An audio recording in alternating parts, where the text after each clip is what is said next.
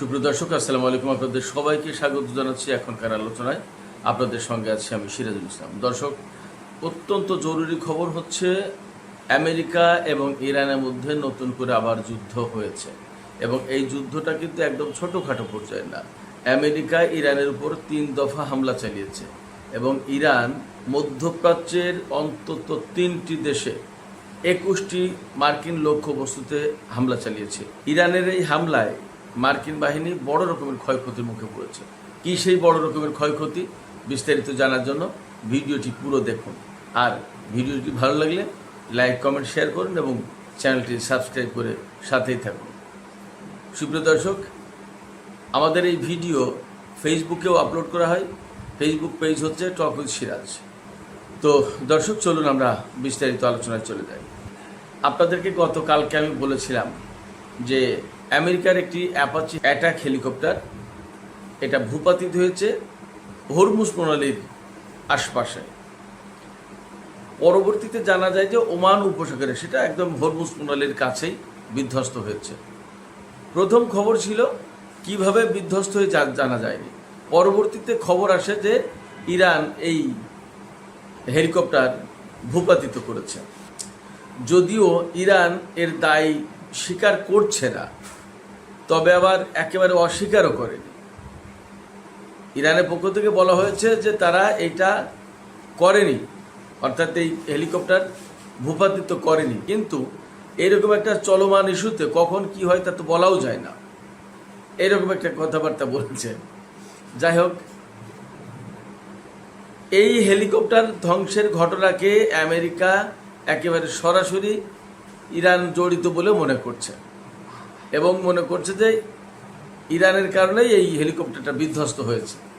মার্কিন president Donald Trump গতকালকেই বলেছেন যে আমি জানি এরকম আমাদের একটা হেলিকপ্টার, খুব সফিস্টিকেটেড হেলিকপ্টার ধ্বংস হয়েছে এবং এটা করেছে ইরান। এর জন্য আমরা অবশ্যই ইরানের বিরুদ্ধে ব্যবস্থা নেব এবং ইরানের উপর আমাদের সামরিক বাহিনী হামলা চালাবে, এইভাবে বলেছিলেন। তখন ইরানের পক্ষ থেকে বলা হয়েছিল আমেরিকার জানা উচিত যে এই অঞ্চলে তারা বাইরের শক্তি, বহিরাগত।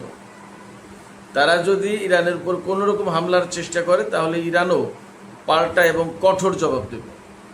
যাই হোক, এরপরে যা ঘটলো সেটা হচ্ছে যে রাত গেল, এই রাত 2টার দিকে মার্কিন বাহিনী ইরানের একদম পারস্য উপসাগরের উপকূলীয় অঞ্চল, এই অঞ্চল এবং কয়েকটা দ্বীপে হামলা চালিয়েছে। এর ভিতরে এই অঞ্চলটা মূলত হরমুজগান প্রদেশের ভিতরে পড়ে। এই হরমুজগান প্রদেশের ভেতরে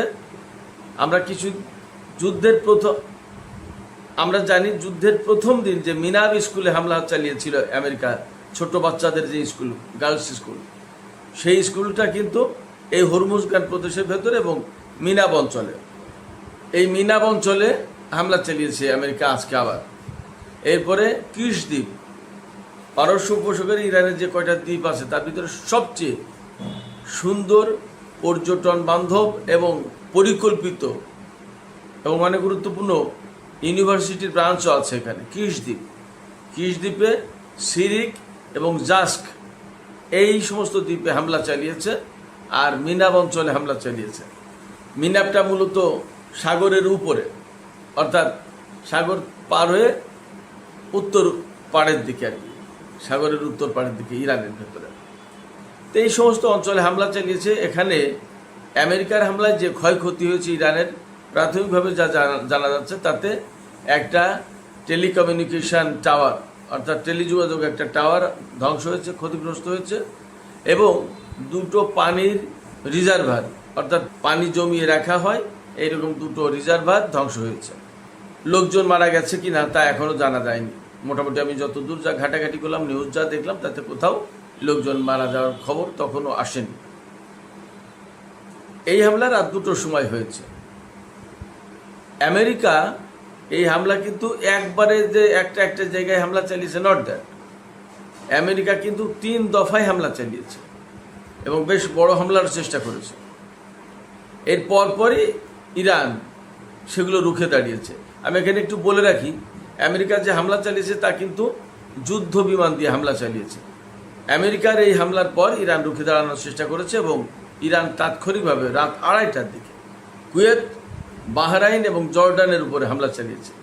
আমি আপনাদেরকে একটা কথা বলে রাখি, সবসময় যে বলি যে কুয়েত, বাহরাইন, জর্ডান বা আরব আমিরাত বা সৌদি আরব বা কাতার এদের উপর হামলা চালিয়েছে, এদের উপর হামলা চালানো মানে রাষ্ট্র সৌদি, রাষ্ট্র কাতার, রাষ্ট্র জর্ডান, এই সমস্ত দেশটা রাষ্ট্রের উপর হামলা চালায়নি ইরান। হামলা চালিয়েছে ওই সমস্ত দেশে থাকা মার্কিন ঘাঁটির উপরে। এইটা আপনারা সহজে বুঝে নেবেন। আপনারা কখনোই এইটা রেফারেন্স হিসেবে ব্যবহার করবেন না বা ভাববেন না যে সিরাজ ভাই যে বলল যে সৌদি আরবের উপর হামলা চালিয়েছে। সৌদি আরব বা কাতার বা কোনো দেশের উপর হামলা চালাচ্ছে না ইরান। ইরান হামলা চালাচ্ছে ওই সমস্ত দেশে থাকা মার্কিন ঘাঁটি, মার্কিন অবস্থানের উপর। যাই হোক, কুয়েতের আলী আল সালেম বিমান ঘাঁটিতে হামলা চালিয়েছে ইরান। তারপরে হামলা চালিয়েছে বাহরাইনের ৫ম নৌবহরের ঘাঁটিতে। বাহরাইনে আমেরিকার ৫ম নৌবহরের ঘাঁটি আছে, সেই ঘাঁটিতে। আর হামলা চালিয়েছে জর্ডানের আল আজরাক বিমান ঘাঁটিতে। এই বিমান ঘাঁটিতে আমেরিকার F-35 যুদ্ধ বিমান থাকে। যা হোক, আমি এগুলোর বিস্তারিত বলার চেষ্টা করছি। আলী আল সালেম বিমান ঘাঁটি যেটা কুয়েতে, আপনারা সবাই জানেন, এর আগেও এই যুদ্ধবিরতির ভিতরে গত 1-1.5 সপ্তাহের ভেতরে 2-3 দফা কিন্তু হামলা চালিয়েছে ইরান এই আলী আল সালেম এয়ারপোর্ট বা এয়ারবেজের উপরে, আমেরিকার এয়ারবেজ। মূলত সবচেয়ে দুঃখজনক হচ্ছে যে এই সমস্ত মুসলিম দেশ, প্রত্যেকটা দেশ, স্বাধীন দেশ, তাদের প্রত্যেকটা জায়গায় নিজেদের বিমান ঘাঁটি বা সামরিক ঘাঁটি নেই। আমেরিকার সামরিক ঘাঁটি শুধুই বলতে হয় আমেরিকার অমুক এয়ারবেজ, আমেরিকার অমুক নৌবহর, আমেরিকার অমুক ঘাঁটি। এগুলো অত্যন্ত দুঃখজনক। এগুলো স্বাধীন দেশে নিজেদের নিরাপত্তা নিজেরা তৈরি করতে পারেনি। সবচেয়ে বড় কথা হচ্ছে নিজেদের নিরাপত্তা নিজেরা প্রত্যেকটা দেশ এমনি তৈরি করে থাকতে পারতো। আমেরিকাকে এনে আমেরিকা কি তাদের নিরাপত্তা দিতে পেরেছে? লাভটা কি? শুধুই মাত্র উসিলা বা উসলত ছিল ইরান। ইরানকে সামনে রেখে, জুজুর ভয় দেখে এই সমস্ত জায়গায় এরা ঘাঁটি গেড়ে বসে আছে এবং মধ্যপ্রাচ্যের টোটাল অশান্তির মূল কারণ বলে মনে করা হয়। এই যে এত যুদ্ধ বিগ্রহ, এই সমস্তগুলো যদি এই আমেরিকা বা অন্যদের উপস্থিতি যদি না থাকতো তাহলে কি এগুলো হতে পারতো? মনে হয় হতে পারতো না। কারণ হচ্ছে যার যার দেশ সেই চালাবে। এখানে এমন কোনো আগ্রাসী দেশ নেই যে নিজে গায়ে পড়ে আঞ্চলিক কোনো দেশের উপর আগ্রাসন চালিয়েছে। আমরা আজ পর্যন্ত দেখিনি ইরান 1979 সালে ইসলামী বিপ্লব সফল হওয়ার পর এই দেশটা পুরো দেশের উপর আগ্রাসন চালিয়েছে, আমরা তো এরকম দেখলাম না। সে বরং অনেক ক্ষয়ক্ষতির শিকার। এই ইরানটা বহু বছর ধরে সয়ে আসছে, এখন একদম উপায়হীন হয়ে চূড়ান্ত একটা সংঘাতের দিকে গেছে। উপায় তো নেই, তাও তো সে সংঘাতে যায়নি। তাদের ওপর হামলা চালিয়েছে, ইরানের উপর হামলা চালিয়েছে, তাদের সর্বোচ্চ নেতাকে হত্যা করেছে, তাদের শিশু নারীদেরকে হত্যা করেছে, প্রচুর পরিমাণে বেসামরিক লোকজনকে হত্যা করেছে, তাদের পরমাণু কর্মসূচি, পরমাণু স্থাপনার উপর হামলা চালিয়েছে। এরপরে ইরান পাল্টা জবাব দিতে গেছে। তার আগে তো ইরান কারোর সাথে যুদ্ধ করতে যায়নি। বেসিক্যালি ইরানের ভয় দেখে এই সমস্ত জায়গায় নিজেদের ঘাঁটি গাড়ার ব্যবস্থা করেছে এবং আরব অঞ্চলের দেশগুলো আমেরিকাকে সেই ঘাঁটি গড়ার সুযোগ দিয়েছে। যাই হোক, তো আলী আল সালেম এয়ারপোর্ট যেটা মার্কিন এয়ারবেজ, তাতে হামলা চালিয়েছে। এর আগেও কয়েক দফা হামলা চালিয়েছে। ক্ষয়ক্ষতি সেখানে কী পরিমাণে হয়েছে তা জানা যায়নি।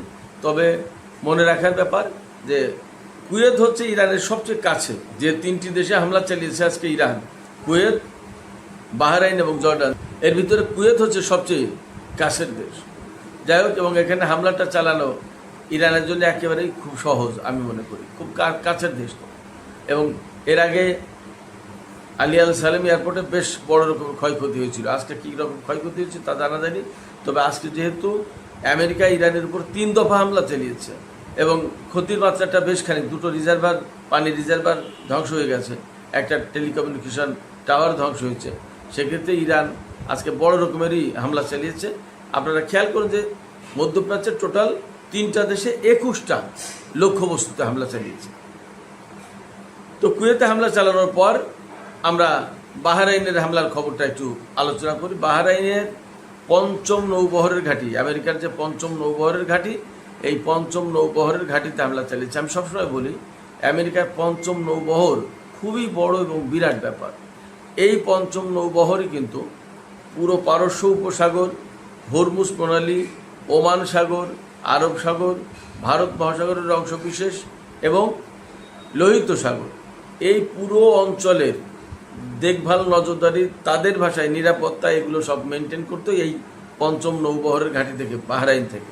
এবং আমেরিকা দাবি করে সেটা হচ্ছে যে এই সমস্ত গুরুত্বপূর্ণ নৌ রুট, এই সমস্ত রুটে তো প্রচুর পরিমাণে তেল এবং গ্যাসের চলাচল, অর্থাৎ তেল গ্যাস পরিবহন করা হয় এই রুটে, হরমুজ প্রণালী দিয়ে, আরব সাগর দিয়ে বা ভারত মহাসাগর, ওমান উপসাগর দিয়ে, বাব আল মানদেব প্রণালী, লোহিত সাগর দিয়ে। তো এই সমস্ত এলাকা দিয়েই তো তেলের চালান, গ্যাসের চালান যায়। এর সকল নিরাপত্তার দায়িত্বে ছিল আমেরিকা বা আছে আমেরিকার এই পঞ্চম নৌবহরের ঘাঁটি। কিন্তু ফ্যাক্ট হচ্ছে আমেরিকার কাছে আসলে কে নিরাপত্তা চেয়েছে আমি এইটা বুঝি না।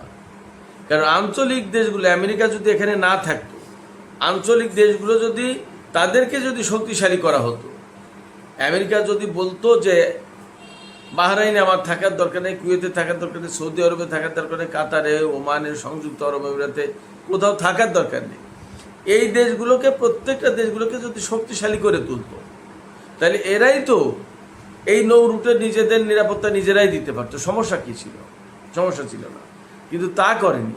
তা না করে বরং এই সমস্ত দেশে আমেরিকা নিজের ঘাঁটি গড়েছে এবং তারা সামরিক বাহিনী মোতায়েন করেছে এবং এই অঞ্চলের উপরে নিরাপত্তা নয়, বেসিক্যালি আধিপত্য প্রতিষ্ঠা করেছে, যেটা নিয়ে এখন দ্বন্দ্ব। তো এই বাহরাইনের নৌবহরের ঘাঁটিতে হামলা চালিয়েছে ইরান এবং ব্যাপক মাত্রায় হামলা চালিয়েছে। আমি যা শুনতে পাচ্ছি যে ক্ষয়ক্ষতির পরিমাণ যথেষ্ট। কারণ পঞ্চম নৌবহর এমন একটা দেশে, যে দেশের সাথে ইরানের কিন্তু ব্যাপক দ্বন্দ্ব। সংযুক্ত আরব আমিরাতের সাথে যেমন ইরানের দ্বন্দ্ব, তেমনি বাহরাইনের সাথে কিন্তু ইরানের দ্বন্দ্ব। কেন?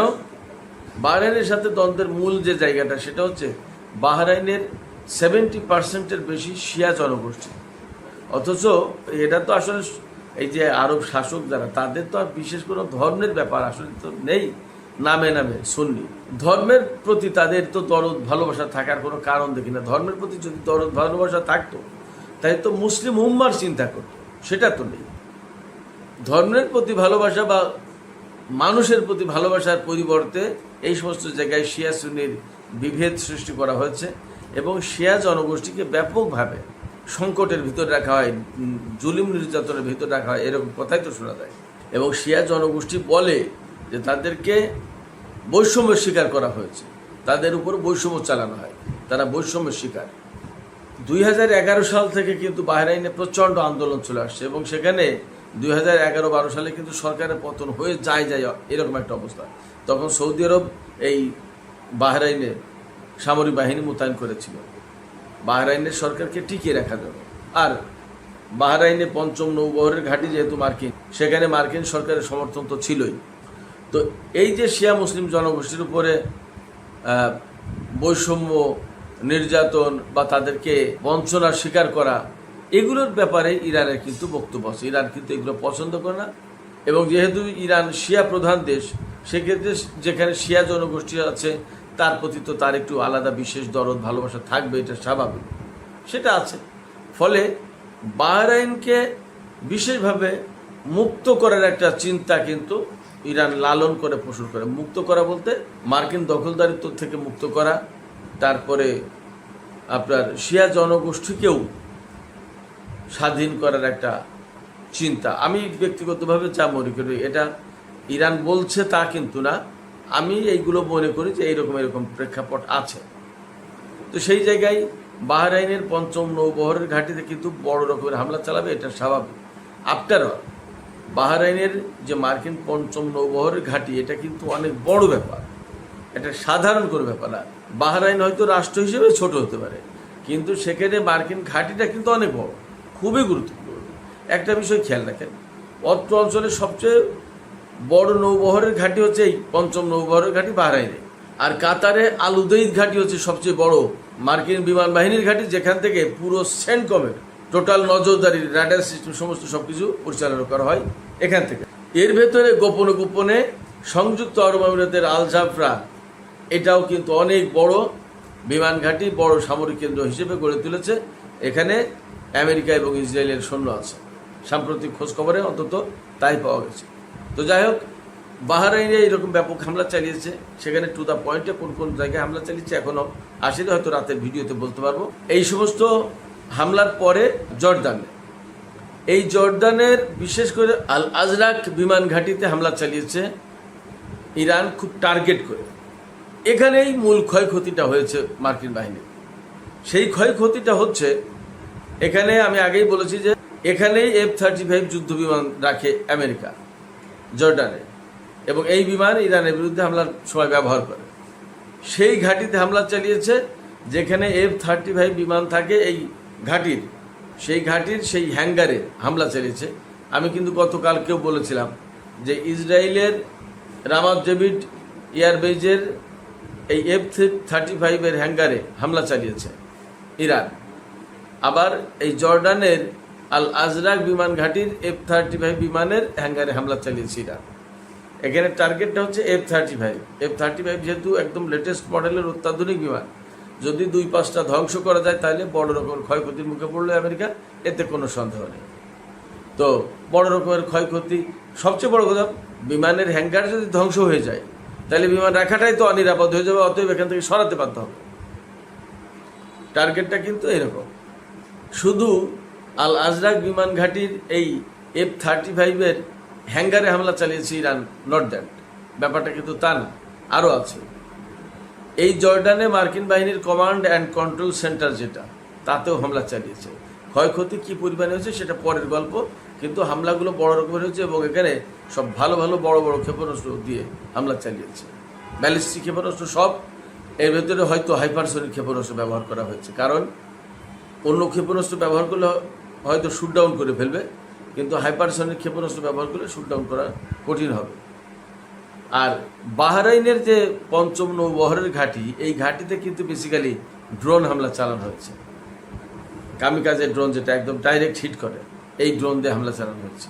এদিকে মার্কিন হামলার পর জবাব তো দিয়েছে ইরান, এবং ইরানের পররাষ্ট্রমন্ত্রী আব্বাস আরাকচি, তিনি কিন্তু বেশ কিছু কথা বলেছেন। তিনি বলেছেন যে আমেরিকাকে এই অঞ্চল ছেড়ে চলে যেতে হবে, তা না হলে আমেরিকাকে বের করার ব্যবস্থা করা হবে এবং তাদের উপরে এভাবে হামলা চলতেই থাকবে।